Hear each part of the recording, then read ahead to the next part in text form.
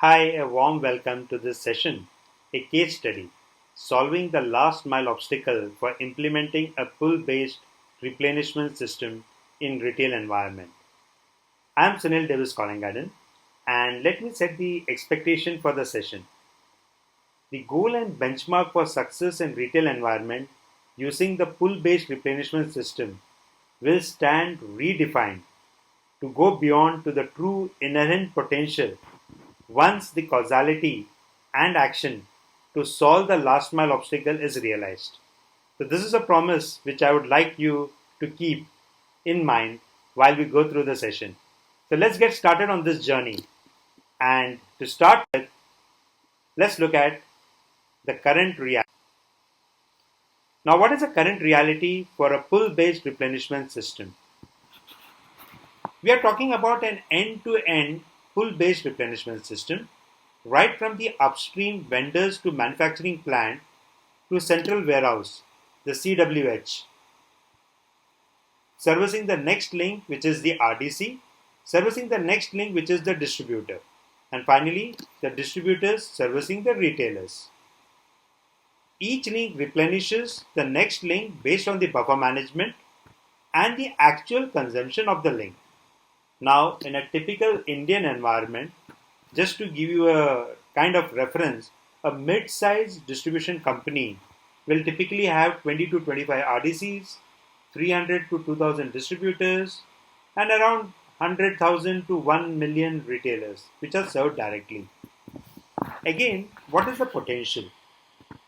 It's estimated that just one segment of retail outlets, what I call as the friendly neighborhood kirana outlets, it's an Indian parlance for mom and pop grocery retail outlets.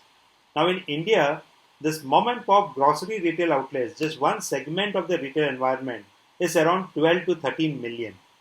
Now this is the potential of the outlets which any distribution company tries to reach. So yes, it's an inherent potential. And once we are on this journey of a pull-based replenishment system, we do see what we call as a leap in performance. The leap in performance, when we talk about the first jump in sales, it comes by plugging unavailability at each link. See, typically in a distributor-led environment, we see availability close to 100% and rates less than 5%, and this gives a jump of 15 to 20% growth over the normal growth.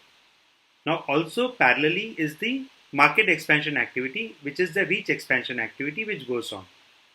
The plugging unavailability and reach expansion.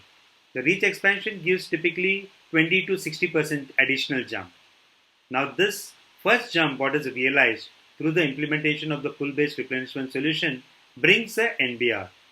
The growing reach demands a growing sales force to service the retail outlets. Now, not in every environment, delta OE is kind of like, can be justified with a delta T far greater. So the moment we have this scenario, we have a small trouble wherein we need to find a trimming of this NBR. This is typically done by separating sales and business development. Now look at it. The order taking transaction, if given to say a backend, which is a telesales setup, then I have the potential to reach out to retailers with what I call it as a personalized assistance on a fixed day, fixed time basis, wherein the telesales outlet caters close to 3,000 retailers from a single seat, which are on a weekly ordering frequency. Now, this kind of scale, done in a manner which is convenient to the retailer, really gives me a cost-effective way to reach out to the expanding mass of retailers, and at the same time, what is more important is I give retailers the option. They have the option to do a call center telesales way to give the order. They also are given the option of retailer app, a WhatsApp facility. But what is important is the entire order taking when it goes onto a backend, a module which is helping me to release the sales bandwidth of my field sales force. Now, this released bandwidth helps me to conduct the second important activity, which is the business development activity. be it a retailer addition, be it a range addition, be it a issue resolution. The entire war room model, as we call it, helps me generate an analytical task for the field sales force to actually go and do the task on the field. Now, this actually brings me to a stage where the solution really helps to give the first jump without any NDR, and we now go to the next leap in performance.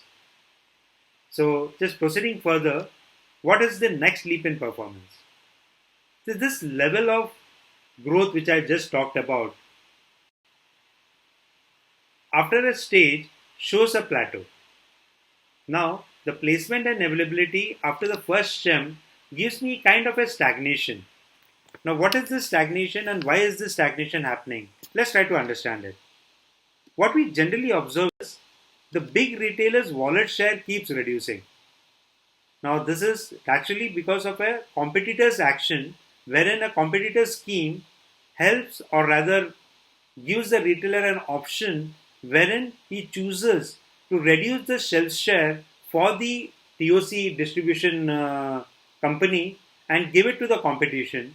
And I generally say the retailer does understand if finally a volume driven scheme doesn't help him to have a inventory turn rotation or a shelf share space rotation. But the fear of losing out on that instant gratification makes this self dumping happen, and end result is the shelf share goes out from the distributor. Now, this stagnation or reducing wallet share needs to be trimmed. For this, the injection that is deployed is basically trying to reward the buying behavior of the retailer. We try to incentivize the increased frequency of buying and the increased range of buying. Once this is done, the retailer has the benefit of having the cake and eating it too. He gets the benefit which the normal schemes of the of the competitors which are given. At the same time, he is not dumped with material. Added to that, the company is able to use a demand generation activity through the released bandwidth of sales team. In environments where we have trade specialists, say, to give an example, say electricians in an electrical contract environment, carpenters in a furniture environment, masons and engineers in a construction environment. So these trade specialists are given a special program where the released bandwidth of the sales team is used to develop a partnership. They ensure that there is a pull for the product of the company. Similarly, the new product launch, the GTM for the new product launch, the consumer driven activities, the visibility created at the retailer outlets, these are all now a reality thanks to the released bandwidth. So my next leap of performance is ensured through this activity of rewarding retailer for his buying behavior and the demand generation activity done by the company. Now, is this a happy ending? Well, no. Now, this is where I would like to really take a pause and say, once this level of performance is reached, the sales is at a new level of plateau. What I mean is, the new level which the company gets sooner or later shows a plateau and sometimes a sales degrowth. The funny part is, many of my clients, they try to justify saying this is a good level to be in, and they give some random occurrences, some headlines in newspaper, and actually are happy being in that inertia. But as TOC practitioners, this is where we need to dwell deeper. Try to understand how come a company is not reaching the inherent potential. Why is it a stagnation happening? Now there are certain signs which are there from the system. If I look at it, I do see over a period of time that the retailer's buying frequency is dropping. Sometimes it is wrongly attributed to demand, and it's also a fact that distributors show certain reluctance to supply to certain retailers. This again, as I call it, are symptoms. The distributor trying to restrict my reach expansion, the distributor's market outstanding growing up, These are all symptoms which are there in this new level of performance. But the symptoms which happens stops me from going for the what I call it as the inherent potential.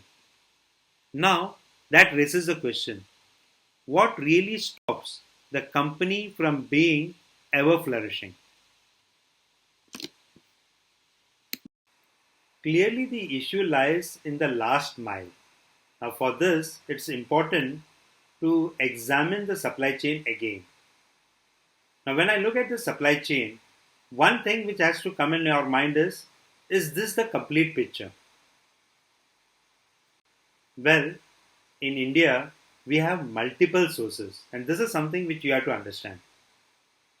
A supply chain, what we saw, is not what we see in the diagram above, but the multiple sources available to a retailer. It's like having a direct dealer, a cash and carry operator, a wholesaler. These are all various entities who has the company's product, and retailer can buy the company's product from these entities other than the nominated distributor. And mind you, there can be multiple such operators within the same territory. Over and above, a competitor's channel gives all these options to the retailer. So if you look at it, a retailer has multiple sources to buy from. The retailer can buy multiple brands because the retailer knows most of or majority of my consumers are brand agnostic. In a retail environment, yes, there can be a brand recall, and there are products which have strong brand recall. But in majority of the cases, the consumer is brand agnostic, not all, but they come in and they pick up what they get. So the retailer who knows this clearly has what I call as a choice. Now, what is the choice that I'm talking about? The retailer's choice is namely the source and the brand. The retailer can choose to buy the product from different sources. The retailer can also choose to shift brands, that is, the shelf space for a particular brand can be reduced and can be given to some other brand. The retailer cleverly uses these options basically to extend his credit. What the retailer does is, given the choice, he continues with a single entity, which is say the TOC distributor. But whenever he wants to extend the credit, he changes the source whilst not paying the outstanding to the distributor. Time to time, he also changes the brand. So the combination of the choice of source and brand helps the retailer to extend the credit, and that too in a profitable way. Because in a typical wholesaler or a cash and carry model, there is always what we call as a 2 to 4% additional discount. In market parlance, it is known as a cash discount. Somebody is ready to pay upfront, he gets this additional 2 to 4% discount. Now, delaying a payment, using an additional or an extended credit, this choice which the retailer plays is what I call it as a smart choice of a businessman. Now, this businessman's smart choice, as I call it, results into all the UDs which we just saw. Retailers buying frequency dropping, distributors outstanding going up, distributor being reluctant to supply to certain retailers, distributor trying to restrict the reach because his capital is now constrained. If he doesn't get the payment, his capital is constrained, right? Now, this is the fundamental issue of the last mile.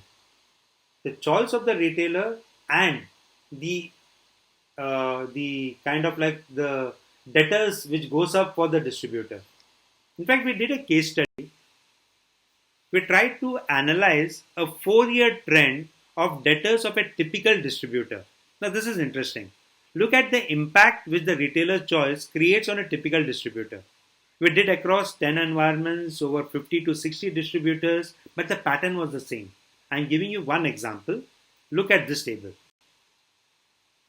The sales over a quarter, right from 1st April 2017 to 31st March 2021, has gone up slightly, but distinct is the debtors average or the debtors which was seen on a daily basis kept on increasing in absolute, the debtor days went on growing up, and naturally the cost of working capital kept on going up.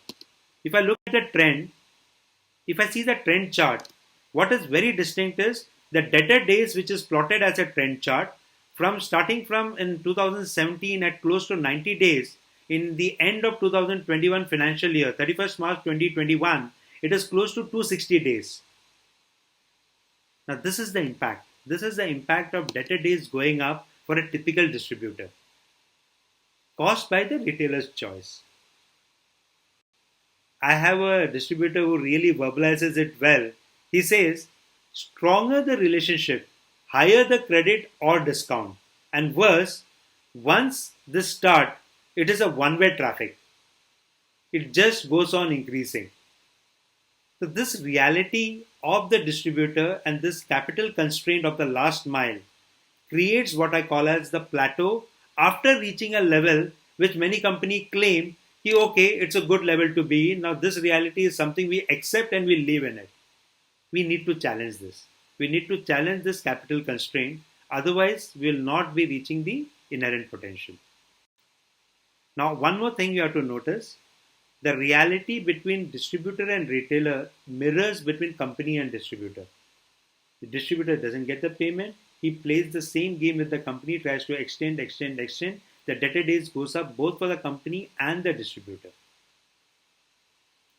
Now this reality, if you have to challenge, the point is, how do I make a retailer who is using this choice and playing a Russian roulette with my distributors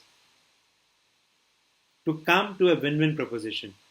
What I mean is, retailer should get the choice whilst he is actually continuing to purchase on a replenishment basis from the TOC distributor. The question of breaking this downward spiral of debtor days, one has to understand we need the injection where the retailer gets the 2 to 4% benefit whilst ensuring continued replenishment from the TOC distributor. Now to get this, one needs to see this retailer entity in detail.